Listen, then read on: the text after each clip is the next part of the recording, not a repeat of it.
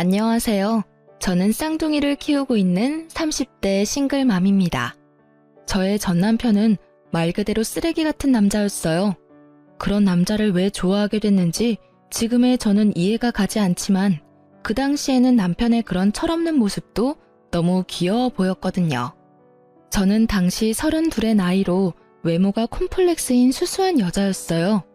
그래서 남자친구를 몇 번 사귄 적도 없지만 사귄 후에는 생각과는 다르다는 이유로 차이기 쉬운 여자였어요. 그래서 제가 연애를 하고 결혼을 할 거라는 생각은 그냥 접어두고만 있었는데 남편을 만나게 되고 그런 생각은 모두 사라졌어요. 처음 남편을 만난 건 술집이었어요. 저도 남편도 각자 다른 친구와 함께 왔었는데 어쩌다 보니 합석을 하게 됐고 그 과정에서 남편과 친해지게 됐죠. 그때 남편은 푸념처럼 말하곤 했어요. 부모님이 빨리 결혼해서 아이를 가지기를 원한다. 하지만 자기는 그렇게 해줄 여자를 아직 찾지 못했다고요. 솔직히 이 남자가 부모님에게 한없이 약한 인성 좋은 사람인 줄 알았어요. 그래서 그때 이야기도 많이 나누고 연락도 많이 했었어요. 그렇지만 당신은 사귀는 사이는 아니었어요. 그런데 2-3달쯤 지나니 저에게 결혼을 전제로 사귀고 싶다고 하더군요. 얼굴은 자기 타입인데 성격은 부모님 타입이라고요. 솔직히 나보다 3살이나 어린 남자에게 이런 식으로 고백당하니 저도 가슴이 두근거리며 기분이 날아갈 듯 기쁘더라고요. 그래서 시어른 될 분들을 보러 집에 갔는데 거기서부터 너무 놀랐었어요. 집은 비싸 보이는 전원주택에 부모님들도 무척 교양 있어 보여서 그냥 소시민인 나와 우리 가족이 결혼을 할 수 있을까 싶은 생각만 들더라고요. 그런데 의외로 그 집에 갔더니 시어른들이 너무 좋아하셨어요. 그렇게 두 분의 마음에 쏙 들어 결혼을 하게 됐고 결혼 후에는 금전적으로 도움도 많이 받았어요. 시부는 엄격한 면이 있지만 상냥하신 분이고 시모도 친절하고 부드러운 분이셨거든요. 그런 제 결혼 생활은 완벽한 신데렐라 스토리가 될 뻔했지만 저에게는 문제가 하나 있었어요. 바로 외동아들로 곱게 큰 남편이 철이 없고 생각이 너무 짧다는 거였어요. 사실 결혼 후에 들은 이야기였는데 시부모가 저를 좋아한 이유도 제가 연상에다 차분한 성격이라 남편을 잘 단속할 거라고 생각했기 때문이었대요. 그런 이야기까지 듣고 나니 가정의 평화를 위한 책임감이 막중해지더군요. 그러다 찾아온 위기는 아이를 낳기 전이었어요. 그때는 한창 아이를 낳으려 노력하던 때였어요. 시부모님이 너무 손주를 원하기도 하셨지만 저도 슬슬 더 늦으면 노산이 될 상황이 오기 시작했으니까요. 그렇게 열심히 시험관 준비 중이었는데 남편은 그때쯤 점점 늦게 들어오기 시작했어요. 남편은 당시 중소기업에서 일하고 있었어요. 그런데 결혼 1년 차에는 꼬박꼬박 집에 잘 들어오더니 2년이 넘어가자 점점 풀리기 시작했어요. 취해서 들어오는 것도 많았지만 다음날 새벽에 집에 들어온 적도 많았어요. 처음에는 야근하고 회식하느라 늦는다는 남편의 말을 믿었는데 뒤로 갈수록 믿기 힘들어지더라고요. 왜냐면 퇴근 시간인 저녁 6시 이후로는 절대 제 연락을 받지 않는 거예요. 그리고는 집에 들어오기 직전에 연락을 한다거나 아예 답이 없이 늦은 적도 많았어요. 처음에는 바빠서 그런 거라 생각했는데 이렇게 계속 바쁠 리가 없잖아요. 야근을 한다면 야근 수당이 붙어서 월급이 많아져야 하는데 월급은 계속 그대로고요. 그렇다면 이유는 2가지 중 하나였죠. 야근을 하지 않고 내게 거짓말을 했거나 야근을 했지만 야근 수당을 다른 데에 썼거나 솔직히 어느 쪽이든 문제는 있다고 생각했어요. 어떻게 할까 고민하다가 오랜만에 만난 고향 친구가 좋은 생각을 알려주더라고요. 네 이름으로 전화해서 안 받으면 다른 사람 이름으로 연락해봐. 똑같이 안 받으면 바쁘다는 거고 혹시나 받으면 남편이 네 전화를 피한다는 뜻이지. 참으로 좋은 생각인 것 같더라고요. 그래서 일단 남편에게 전화를 걸었어요. 그때가 저녁 8시쯤이었는데 역시나 전화를 받지 않더군요. 그리고 친구의 계정으로 남편의 SNS에 안녕하세요 라고 짧게 연락을 시도했어요. 그런데 갑자기 바로 연락이 오더라고요. 그 연락을 보니 화가 완전 뻗치더라고요. 게다가 연락 온 메시지가 더 열받게 했어요. 남편 놈은 안녕하세요라는 물음에 누구였지? 혹시 그때 그 클럽에서 만난 사람인가? 하고 보냈던 거예요. 열받은 저는 바로 제 폰으로 남편에게 연락을 했어요. 역시나 받지 않길래 남편에게 톡을 보냈죠. SNS 계정으로 인사 보낸 건 아니까 지금 당장 집에 들어와? 라고 말이죠. 저는 친구에게 미안하다고 하고 집으로 돌아가 남편을 기다렸어요. 그런데 간 크게도 남편은 4시간이나 지나 자정을 훌쩍 넘긴 시간에 어슬렁어슬렁 들어오더라고요. 자기가 뭘 잘못했는지도 모르는 그런 태연한 얼굴. 저는 열이 받았어요. 내가 들어오라고 했는데 여태껏 뭐 했어? 야근한다는 것도 다 거짓말이지? 좀 그만해. 짜증나게 왜 이렇게 집착하는 건데? 결혼했으면 이제 슬슬 놔줘야 할 때 되지 않았어? 짜증나게 맨날 저녁에 전화하고. 바쁜데 너 때문에 일도 제대로 못한다고. 얼굴 가득 짜증을 채운 남편 놈을 보니 기가 차서 말도 안 나오더라고요. 왜 방귀 낀 놈이 화를 낼까요? 지금 이 상황에서는 제가 화를 내야 하는 거잖아요. 지가 뭘 잘못했다고 짜증을 내는지. 뻔뻔한 남편 놈의 태도에 저는 더 열이 받아버렸죠. 도대체 뭘 하고 싸돌아다니느라 와이프 전화 연락 다 씹는 건데 모르는 여자 연락받을 시간은 있고 내 연락받을 시간은 없어? 모르는 사람이 연락 오니까 아는 사람인가 싶어서 다시 연락했던 거고 당신은 어차피 집에 빨리 오라는 이야기만 할 거니 일부러 안 받은 거지. 내가 이렇게 된 데는 네 책임도 있잖아. 매번 똑같은 걸로 전화하는데 안 지쳐? 뚫린 입이라고 멍청한 소리를 마구마구 짓거리는 남편을 보니 새삼스레 제가 왜 이런 남자랑 결혼했나 싶은 생각이 들었어요. 와이프가 화를 내는 게 당연한 이 상황에서 뭐가 그렇게 당당한 건지. 야, 내가 매번 똑같은 거 물어볼 거 알면 미리 늦게 간다 일찍 간다 이야기하면 될 일 아냐. 그러면 내가 너 기다리느라 언제 오냐고 물을 필요 없고. 그리고 너 늦게 오는 거 여자 만나느라 그런 거지? 그런 거 아니라고. 너 완전 상상력이 대단하네. 내가 여자 만난 증거라도 있어? 증거가 있으면 가져와. 나는 너무 결백하거든. 솔직히 나처럼 사람 좋아하고 노는 거 좋아하는 사람이 여태껏 결혼하고 한 번도 그렇게 즐기지를 못했는데 무슨 여자야? 너 여기서 한 발짝만 더 가면 의부증이야. 알아? 그러니까 내 일에 신경 쓰지 마.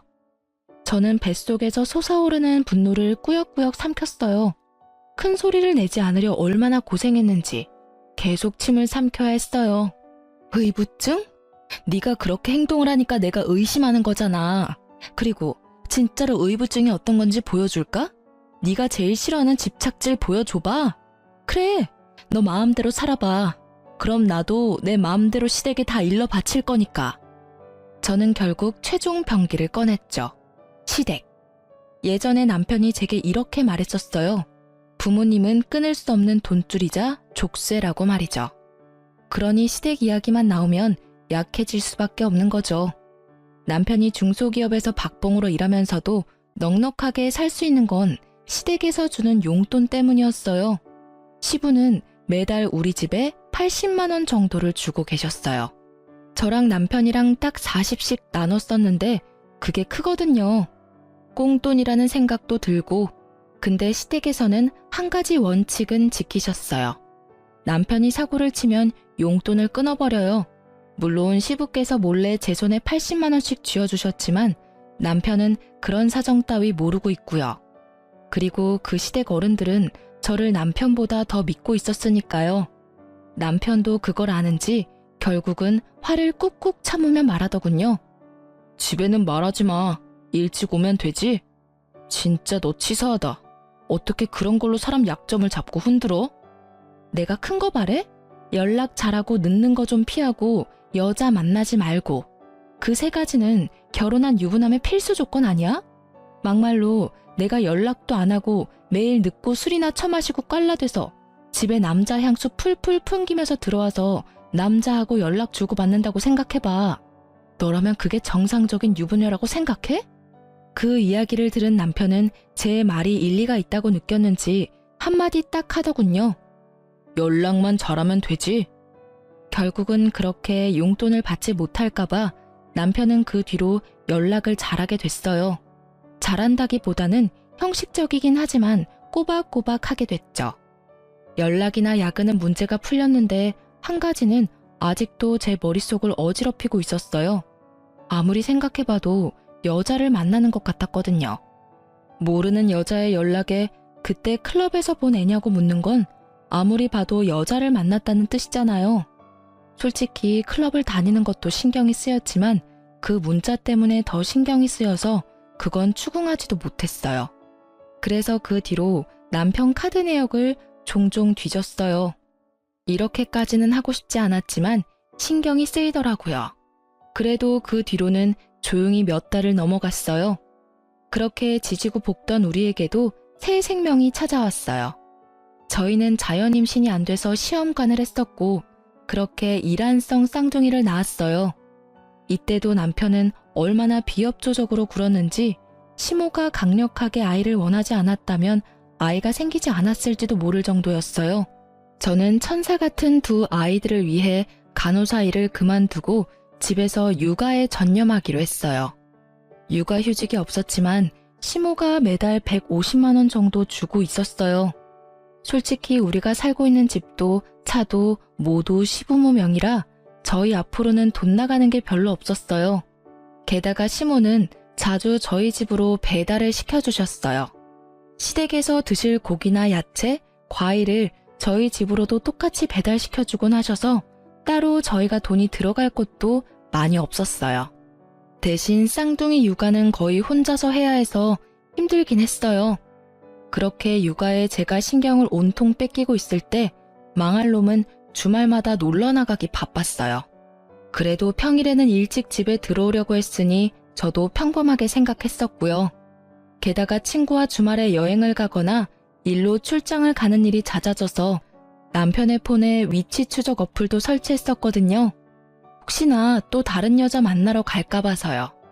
그런데 항상 간다던 목적지 그대로였고 친구들도 모두 사진 찍어서 보내니 의심할 게 없었어요. 그렇게 지내다가 하루는 시모와 병원에 다녀오는 길에 아무 생각 없이 위치 추적 어플을 켰어요. 평일 낮이라 회사에 있을 거라는 당연한 생각을 하고 켰는데 현재 남편의 위치는 회사가 아니라 강릉이더군요. 어플이 혹시라도 잘못됐을 수도 있으니 확인을 해보려고 남편 회사에 전화를 했어요. 남편이 연락을 안 받는다고 하고 바꿔달라고 했더니 남편이 연차를 썼다고 하는 거예요. 저는 그 말에 잊고 있던 분노가 치밀어 오르는 것을 느꼈어요. 애들이 있으니 화는 못 내고 참고 있었는데 더 미쳐버리겠더라고요. 와이프에게 숨기고 평일에 연차를 썼다. 분명히 숨기고 싶은 행선지 숨기고픈 상대가 있다는 거 아니겠어요? 이건 99.9% 여자가 있는 거라는 생각이 들었어요. 그런데 아무리 요리조리 찾아봐도 꼬리를 못 잡겠더라고요. 기회를 엿보고 있었는데 며칠 뒤 주말에 남편이 인사불성이 돼서 친구들에게 실려왔더라고요. 저는 이때가 기회라고 생각하고 남편의 폰부터 뒤졌어요. 그런데 이 용의주도한 남편놈은 패턴과 비밀번호까지 싹 다 바꿔놨더라고요. 지문으로도 해봤는데 지문 인식도 안 해놨더군요. 결국 허탕만 친 저는 한숨을 쉬며 남편을 놔두려다가 남편의 넥타이가 사라진 걸 발견했어요. 아침에 나갈 때는 분명 제가 선물한 넥타이를 착용했었거든요. 그게 사라진 걸 보니 기분이 또 나빴어요. 이제는 제가 사준 선물까지 막 버리고 다니나 싶은 생각이 들었거든요. 주말이라 애들을 시댁에 맡겨놓았던 저는 남편과 같은 집에 있기 싫어서 낮쯤에 밖으로 나와 길거리를 걸었어요. 저녁까지 들어가지 않고 혼자 시간을 보내다가 중고거래 어플에서 보내온 알림을 받고 집으로 향했어요. 공기청정기를 시모가 새로 사줘서 기존에 쓰던 걸 중고거래하려고 했거든요. 그 글을 올려놨었는데 누군가 연락이 온 거죠. 그 연락을 확인하러 중고거래 어플에 들어간 저는 그곳에서 잃어버린 물건 주인을 찾는다는 최신 글을 보고 깜짝 놀랄 수밖에 없었어요. 바로 뒷면에 남편 이름이 적힌 남편의 넥타이였거든요. 집 근처에 술집 사장이 올린 글이었는데 어제 처음 온 손님 넥타이라며 가져가라고 글을 올려놨더라고요. 저는 이거다 하고 생각하고는 후다닥 술집으로 향했어요. 안녕하세요. 넥타이 보고 왔는데요. 저희 남편 거라 찾으러 왔어요. 제가 말을 꺼내자 술집 사장님이 고개를 갸웃거리더라고요. 왜 그러세요? 아니, 어제 본 얼굴이랑 다른 것 같아서요. 어제 같이 오신 분 맞죠? 그 이야기에 드디어 꼬리를 잡았다는 생각이 들었어요. 어제 분명히 다른 여자랑 여기 온 게 틀림없었어요. 저기 혹시 그 CCTV 영상 좀 볼 수 있을까요? 어제 남편이 지갑도 잃어버린 것 같아서 확인 좀 하려고요. 물론 그런 적은 없지만 이렇게라도 말하지 않으면 CCTV를 보여주지 않을 것 같아 그렇게 말하고 CCTV 영상을 돌려봤어요. 그리고 남편의 옆에 있던 여자의 얼굴을 확인하던 순간 저는 머리를 강하게 한 대 맞은 기분이 들었어요. 저번에 친구 계정으로 남편에게 연락을 보냈었잖아요. 그때 그 친구였던 거예요. 이 두 사람이 나 몰래 만나고 있었던 거죠. 게다가 어찌나 가까운 사이인지 아주 찰싹 붙어가지고는 누가 봐도 우리 연인 사이예요 하는 모습을 하고 있더라고요. 저는 동영상을 사진과 영상으로 저장해서 남편에게 바로 보냈어요. 집으로 돌아가는 길에 남편의 전화가 계속 오는데 싹 다 무시했어요. 어차피 집에 가서 볼 걸 여기서 체력, 마음 낭비 하고 싶지 않았거든요. 집에 도착하자마자 남편이 꺼낸 첫 마디가 뭐였는지 아세요? 왜 전화를 안 받아? 몇 번을 전화했는지 알기나 해? 왜 내 전화 무시하는데? 전화를 무시한 게 그렇게 큰일일까요? 매번 무시하는 너는 뭐냐고 쏘아주려다가 겨우겨우 참은 제가 말했어요. 내가 보낸 사진을 보고도 왜 전화 무시하냐는 말을 먼저 하는 너라는 놈에게 이제 질리려고 해. 그래 말해봐. 언제부터 내 친구랑 바람 폈어? 언제부터겠어? 네가 그 여자 계정으로 나한테 연락했을 때부터지. 그렇게 예쁜 여자가 있었는데 잘도 숨겼네? 제가 제 손으로 무덤을 판 게 됐어요. 불륜도 쿵짝이 맞아야 하는 거잖아요. 남편만 단속한다고 될 일이 아니었어요. 저는 제 친구가 제 남편에게 들이댔다는 것도 정말 충격이었어요. 그런 친구라고 생각한 적 전혀 없었으니까요. 야, 쓰레기 같은 놈아. 네가 와이프 친구한테 손을 대? 게다가 그렇게 당당하게 바람피는 것까지 이야기할 상황이야? 이럴 거면 나랑 왜 결혼했어? 왜 날 이렇게 비참하게 만드는 건데? 제가 꺼낸 말은 거의 한풀이었어요. 대답 같은 건 듣지 않아도 되는 한풀이. 그런데 남편 놈은 기가 막힌 대답을 내놓더군요. 네가 성격은 수수하고 조용해서 내가 밖으로 나돌아다녀도 별말 안 할 줄 알았지. 이렇게 괄괄하고 집착하는 성격인 줄은 꿈에도 몰랐어. 이렇게 땡땡댈 줄 알았으면 다른 여자랑 결혼하는 게 차라리 나았을 것 같아. 엄마가 빨리 결혼해서 애 낳으라고 난리쳐서 제일 만만해 보였던 너하고 결혼한 건데 완전 망했잖아. 네가 다른 여자 만나고 밖으로 나돌아다녀도 별말 안 하고 참아주는 여자? 그런 여자가 세상에 어디 있겠어. 있다면 네 돈 보고 결혼해서 딴 주머니 차려는 여자겠지. 내가 미쳤지. 네 본성을 못 알아보고 결혼한 내가 미친 거야. 그래, 조용하고 아무 말 못할 여자랑 결혼하고 싶었으면 인형이랑 결혼하지 그랬어. 그러게 좀 적당했어야지. 이게 뭐야? 결국은 내가 너한테 마음 뜬 건 다 네 탓이라고. 내가 잘못했다고 생각하는 것 자체가 난센스야. 원인은 모두 너한테 있다는 말이지. 밖으로 내뱉는다고 다 말이 아니야. 뭐 됐어. 너랑은 이야기 끝났어. 그럼 같이 가서 시부모님한테 이혼하겠다고 말씀드려. 나 당신이랑 못 살겠으니까. 정말? 진짜 이혼해주는 거야? 우와, 요 근래 들어 너무 좋은 일이잖아. 그래, 내가 가서 직접 말할게. 지금 갈까? 룰루랄라 얼씨구나 좋아하는 남편놈을 보니 생각하는 게 눈에 환하더라고요. 돌싱되면 신나게 놀 수 있을 거라고 생각하는 듯 했어요. 그렇지만 누가 그렇게 놔둔대요? 절대 그렇게 놔둘 수 없죠. 남의 눈에 눈물 나게 해놓고 즐겁게 보내도록 만들면 안 되죠. 내가 불행한 만큼 너도 불행해져야 똑같을 거잖아요. 제가 굳이 남편놈에게 이혼 이야기를 직접 시부모님에게 밝히라고 한 데는 다 이유가 있었어요. 그런데 그것도 모르고 좋아하며 앞장서는 남편을 보니 속으로는 회심의 미소를 날리고 있었어요. 저와 남편이 시댁에 도착했을 때는 이미 저녁 시간이 훌쩍 지났을 때였어요.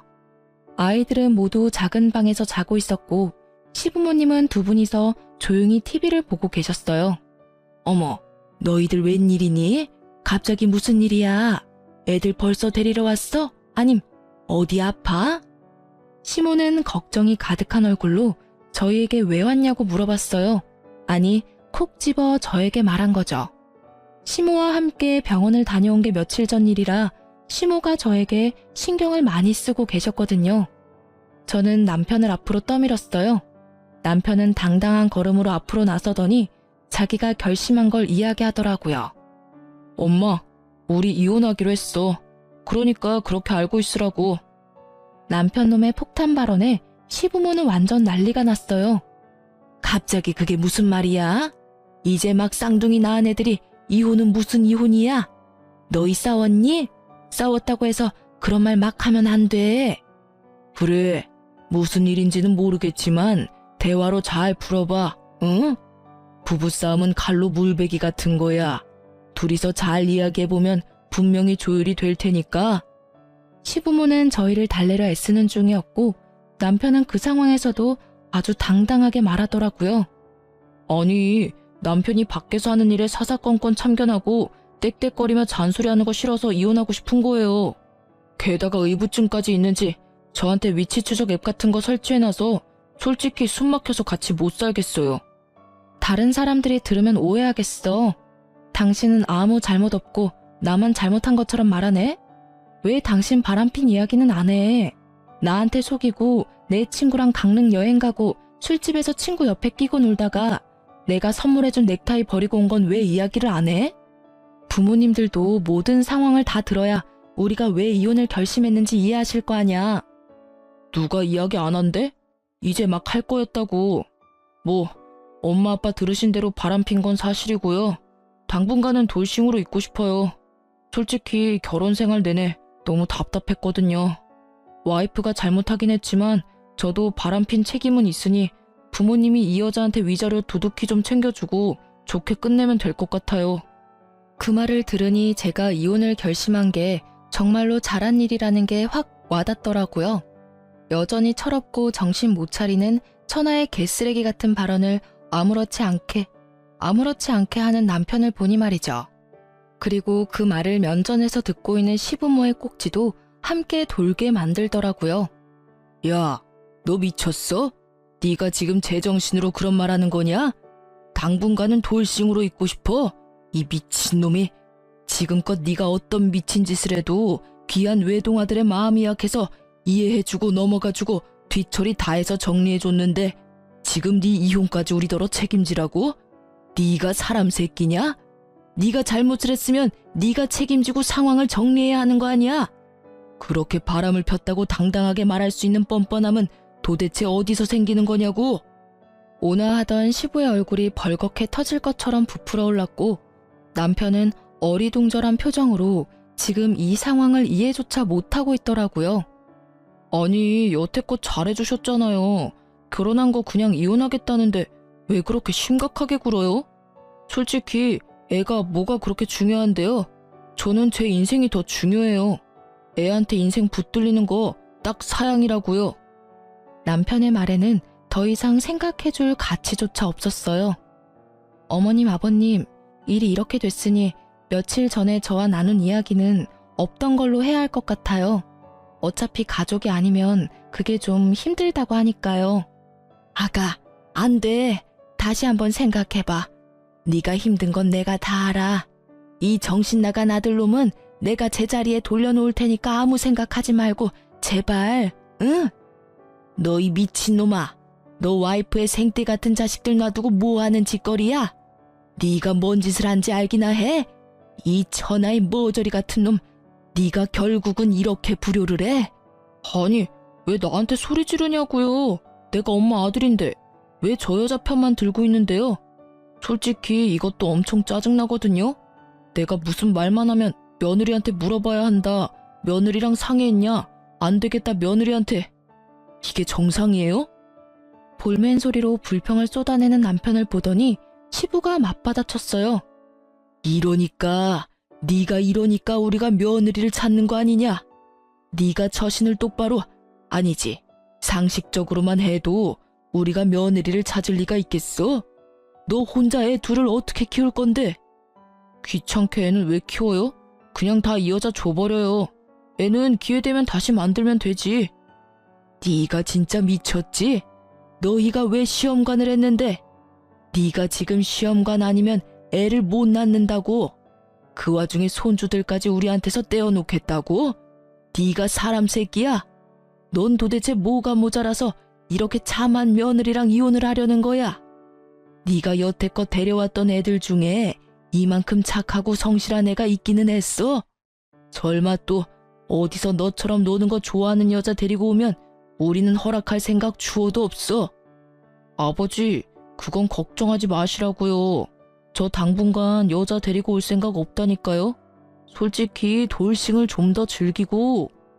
그 이야기에 시모가 남편 등짝을 찰싹 때리더라고요. 결국 참지 못한 거겠죠. 저는 이 쓰레기 같은 남편놈이 이제 무슨 말을 해도 더 이상 화가 안 났어요. 그냥 빠른 손절이 답이라는 것만 더 강하게 느낄 뿐이었죠. 뭘 더 즐겨 뭘? 네가 지금 엄마 목숨줄 가지고 있는 거 모르지? 이런 말까지 안 하려고 했는데 네 와이프가 나한테 뭘 해주기로 했는지 모르지? 그게 뭔데요? 뭔데 이렇게 호들갑인데요? 뭐 얼마나 대단한 거길래 거창하게 목숨줄 운운하는 건데. 네 와이프가 얼마 전에 너희 엄마랑 병원 갔다 왔어. 신장이식 적합한지 조직검사 받으러. 검사상 운이 좋은 건지 하늘이 도왔는지 조직이 잘 맞아서 이식 진행하기로 했는데 네가 지금 이혼하면 그 신장 못 받아. 엄마 매번 투석하러 다니느라 힘든데 너 때문에 이식도 못 받고 죽으면 네가 책임질 거야? 내가 며느리 신장 때문에 이러는 거 아니야. 시부모한테 신장 떼주는 게 어디 쉬운 일인 줄 알아? 네가 모자람 없이 컸다고 돈이면 다 된다고 생각하나 본데 이런 거는 돈으로 되는 문제가 아니야. 하늘이 내려준 기인을 네가 네 발로 차버리니 이 부모 속이 문드러지는 거 아니냐고. 어른들한테 잘해. 애들한테도 잘해. 성격도 좋고 너 단속도 잘하는 이런 며느리 대체 뭐가 문제라고 네 놈은 이혼을 하겠다 지랄이야? 시부의 그 말에 남편의 얼굴이 깜짝 놀라더라고요. 저는 이때 남편이 180도 돌변해서 저한테 사과라도 하면 어쩌나 생각했거든요. 솔직히 정이 뚝 떨어진지라 어차피 이혼 결심은 했는데 진심으로 사과하면 시부모님 생각에 마음이 약해지면 어쩌지 하는 생각이었죠. 그치만 저의 기우였던 거죠. 이 멍청이가 뭐라는 줄 아세요? 그러면 나한테 먼저 말했어야지. 그런 건 내가 해결해 줄 수 있으니까. 뭐? 이식을 네가 해주려고? 시부모는 기대감 하나도 없는 목소리로 남편에게 물었고 남편은 당당하게 말했죠. 지금 사귀는 여자한테 말하면 되잖아. 그 여자가 엄마한테 주면 되지. 조직검사 안 맞으면 다른 여자 데리고 올게. 그럼 됐지? 그 이야기를 듣는 저도 벙치고 시부모님도 벙치고 결국 시부모님은 화가 머리끝까지 나서는 또 등짝을 날리더라고요. 얼마나 분노했는지 시부는 말까지 더듬더라고요. 하긴 그 대사가 충격이긴 했어요. 지가 만날 여자들은 뭔 죄예요? 게다가 시부모님들이 그런 걸 허락이나 할 것 같으냐 그 말이죠. 제가 신장 주겠다고 했을 때도 극구 사양하셨던 게 시모였어요. 어차피 오래 살았다며 네 거 받고 몇 년 더 사는 게 무슨 의미냐고요. 시모는 진짜 좋은 분이신데 자식은 왜 이 모양 이 꼴인 건지. 너 이 미친놈이 말을 네가 지금 무슨 말을 한 건지 알기나 해? 그럼 그렇지. 네가 해주겠다는 말은 애초에 기대하지도 않았어. 그런데 이런 정신 나간 말을 들을 생각도 없었다고. 뭐? 여자들을 데려와서 검사를 해? 이 미친놈이 아직 정신을 덜 차렸어. 무슨 뻔뻔함으로 그런 짓을 하게 해? 아이고 머리야. 내가 자식 새끼를 잘못 키웠어. 오냐오냐 키웠더니 아주 제 앞가림 하나도 못하는 애 하나를 어른으로 키웠네. 차분하고 꼼꼼한 며느리 보고 겨우 결혼시켜놨더니 결국은 내가 또 이 꼴을 봐. 저는 이 정신나간 멍청이와는 더 이상 함께할 수 없다는 걸 재확인하고서야 시부모님에게 다시 말했어요. 어머님, 아버님, 죄송해요. 솔직히 이 사람이 저한테 사과했으면 어떻게든 참고 살아보려고 했는데 이렇게까지 말하니 이혼을 하는 게 맞는 것 같아요. 저도 이런 말씀을 드리게 돼서 너무 죄송해요. 아가, 너 없으면 얘 사람 구실하면서 못 살아. 그러니까 제발 신장 같은 건 안 줘도 되니까 옆에 붙어서 사람처럼만 살게 해줘라, 응? 부탁이야. 너 이혼하고 나면 얘가 데려올 여자들 안 봐도 눈에 훤해. 죽었다 깨도 너 같은 여자 못 만나. 그러니까 제발. 엄마, 뭐 하는 거야? 왜 이 여자한테 매달리는데? 그리고 내가 뭐 어때서 그러는 거냐고. 나도 철들었다니까. 엄마 신장도 내가 하나 갖다 주겠다니까. 미친놈아, 말 좀 그만해. 네가 말할 때마다 이 엄마 가슴이 무너진다. 신장 소리 어디 가서 하지도 마. 이혼하면 가족이 아닌 게 돼서 공여자가 힘들 거라고 알고 있거든요.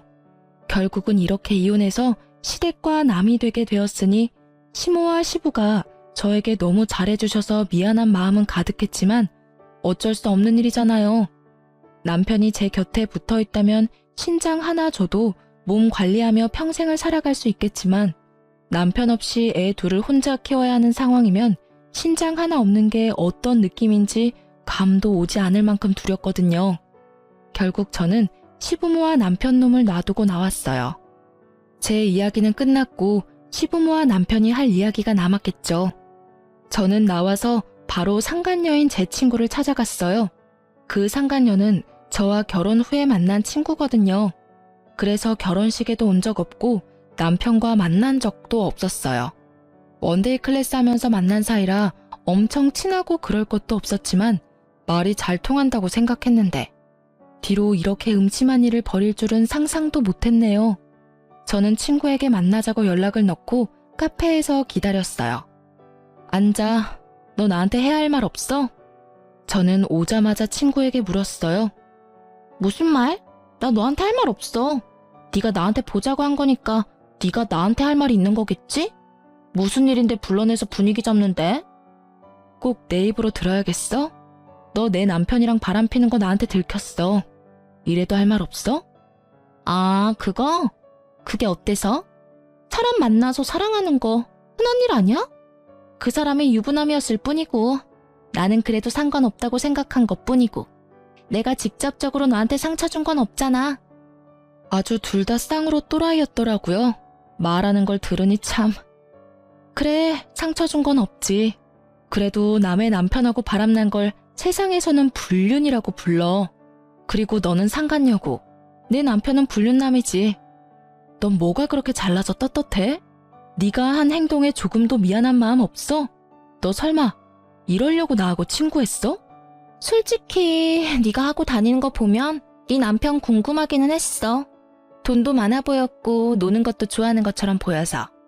그때 내 SNS로 연락하라는 것도 일부러 그런 거야. 연결고리가 있어야 하는데 네가 딱 잘 걸려준 거지. 솔직히 나는 네가 이혼하든 안 하든 상관없어. 그냥 내 옆에서 풍족하게 만들어줄 남자만 있으면 되거든. 그러니까 돈 많아서 내 남편을 꼬셨다는 말이었어요. 실상은 시부모 돈 없으면 완전 평범하다 못해 쥐꼬리만한 월급 겨우 받는 회사원인 거 알면 어떨까? 반응이 궁금하더라고요. 그냥 사실대로 말해주려고 했죠. 너는 지금 네가 처한 상황을 모르나 본데 생각보다 일이 크게 났거든? 나는 너희 이혼하든 안 하든 상관없다니까? 이혼하면 좋게 하지. 난 솔직히 그 사람이 딴 여자 만나도 이해할 수 있어. 돈 많잖아. 돈만 갖다 주면 별로. 부러우면 부럽다고 말해. 결혼하고도 여자 때문에 전전긍긍하는 네가 불쌍해서 그래.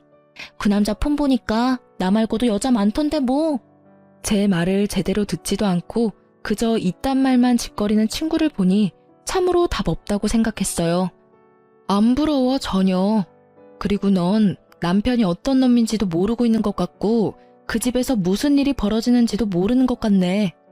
내가 말해줘도 들을 것 같지도 않고 그냥 몸소 겪어봐. 네가 그렇게 즐거울 수 있는 것도 오늘까지일 테니까. 아무것도 모르는 애를 그냥 두고 나와버렸어요. 길게 말할 것도 없더라고요.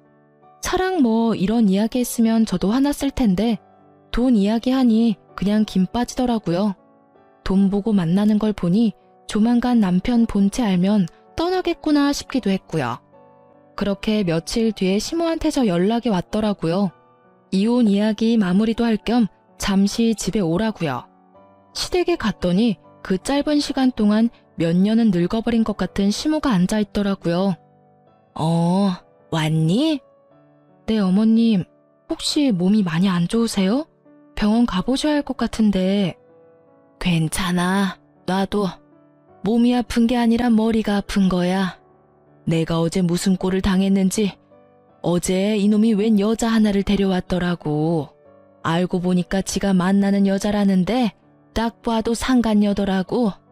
내가 맘에 들지 않아서 빨리 내보내려고 했는데 세상에 이놈이 그 여자한테 뭐라고 했는 줄 아니? 야, 우리 엄마한테 신장 하나 이식해줘. 그럼 나쁘지 않게 대접할게. 이러는 거야. 그 여자애가 놀라서 자기가 왜 그래야 되냐고 했더니 아들놈이 자기랑 결혼하려면 당연히 그렇게 해야 한다고 하지 뭐니? 그 대화에 나도 놀라고 남편은 더 열받아서 노발 대발. 그 와중에 병원까지 데리고 간 거 아니? 병원을요? 거기 가서 뭘 했는데요? 뭐긴 뭐야. 내 아들인데 그 속을 모르겠어? 어디서 그런 미친 것이. 근데 그 여자도 만만치 않더라. 나한테 자기가 신장 주겠다면서 결혼하려면 당연히 그렇게 하겠다면서 앞장서는데 아휴, 결국은 바로 나왔어. 검사는 안 하셨나 보네요. 시간 좀 걸리던데. 그게 아니야. 조직 검사를 할 필요조차 없었거든. 세상에 그 상간녀가 얼마나 술을 많이 마셨는지 신장이 너무 안 좋아서 도리어 치료받아야 한다는 판정받고 입원했어. 예, 그 와중에 아들놈이 상간녀한테 난리를 치는데 너 같은 거 필요 없다면서 거기서 내버려 두고 오지 뭐니? 네가 이혼한 거 천만 다행이야. 내가 그놈 엄마이긴 한데 네가 같이 있었다간 너만 힘들었을 거다. 오늘은 또 뭐라는 줄 아니? 나한테 신장 줄 여자 찾겠다면서 더 열심히 여자 만나러 다니는 꼴이. 내가 그래서 내 앞에서 신장 얘기 절대 하지 말라 그랬어. 어디서 사람을 이식 못 받아서 환장한 사람으로 만드는지 내가 이러다 제명에 못 죽지. 그 이야기를 듣는데 너무 웃겨서 웃음이 나올 뻔한 걸 참느라 고생했어요. 하긴 술 좋아하고 노는 거 좋아하면 신장이 안 좋아질 수도 있죠. 시모는 제게 미안하다며 양육권과 친권에 관해서는 다 저에게 맡기겠다고 했어요. 시모도 아시는 거죠. 본인은 몸이 힘들어서 손주들 보살필 처지도 아니고 그렇다고 아들놈에게 맡기려니 믿음이 없고 결국 남는 건 저뿐이었으니까요. 남편은 그렇게 잘 사는 것처럼 보였는데 이혼이 제게 유리하게 흘러가자 상황이 달라졌어요. 너 왜 위자료 지급 안 해? 그리고 애들 양육비도 안 줬거든? 처음부터 이렇게 굴면 나중에 곤란해. 제가 전화를 먼저 했어요. 지급받아야 할 돈들이 나오질 않아서요. 그랬더니 약간 당황한 말투로 말하더군요. 엄마가 돈 준 거 아니야? 이상하네. 우리 집 전기랑 난방도 끊겼어. 그리고 잠깐만. 폰 너머로 도어락 비밀번호 누르는 소리가 몇 번이고 들리더니 당황한 듯 남편이 말하더라고요. 집이 잠겼는데? 결국 당황한 남편이 전화를 끊었어요. 분명히 시댁에서 손 쓴 것 같아서 시댁에 전화해서 물었더니 시부 명의의 카드는 모두 정지시키고 집은 아예 팔아버리려 내놨다고 하더군요. 시부 말로는 이대로 놔두면 아예 인간 쓰레기가 되겠다 싶어서 이제라도 모질게 마음먹고 훈육하는 거라고 했어요.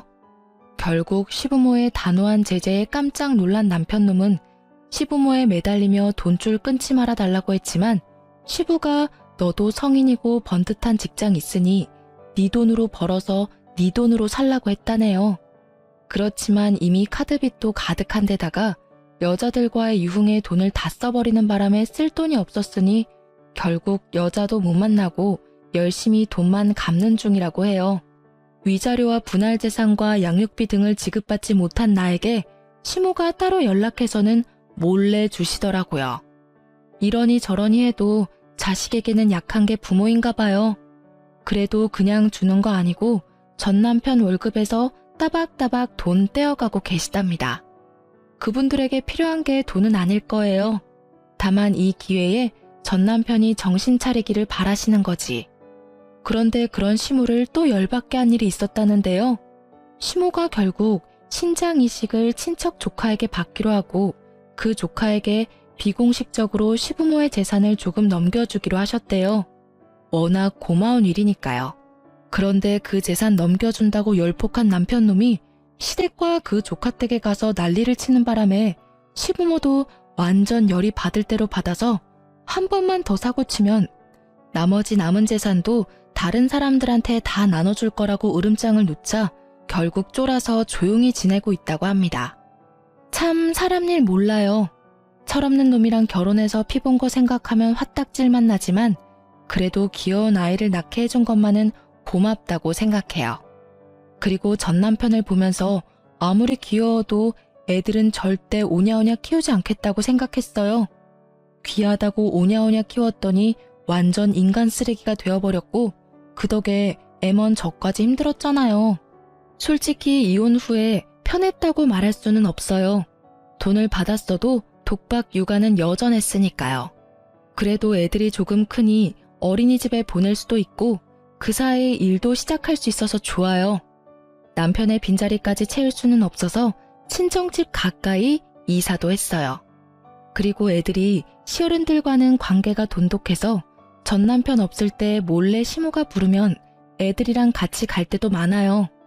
이혼은 했지만 시어른 손주들이기도 하고 관계도 좋으니 막을 필요는 없다고 생각해요.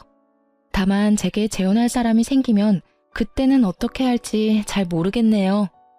하지만 아직까지는 저한테 그런 사람은 없어요. 그리고 저도 만나고 싶은 마음은 없고요.